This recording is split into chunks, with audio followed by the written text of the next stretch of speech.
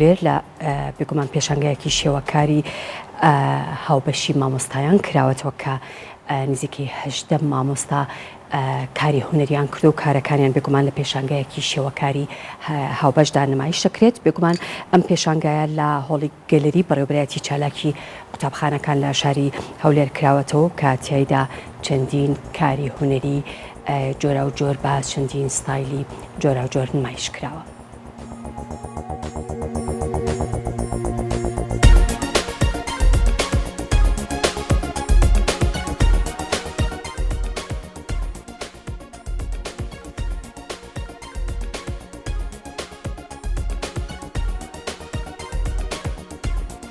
لە چارچێوەی کار و چالاکیەکانی بەڕێوەبەرایەتی چالاکی قوتابخانەکانی سنووری پارێزگای هەولێر بابەشداری 18 مامۆستا پێشانگای شێوەکاری هاوبەشی مامۆستایان لە هۆڵی گەلەری بەڕێوەبەرایەتی چالاکی قوتابخانەکان کرایەوە کە تیایدا چەندین کاری هونەری شێوەکاری جۆرا و جۆر نمایش کرا.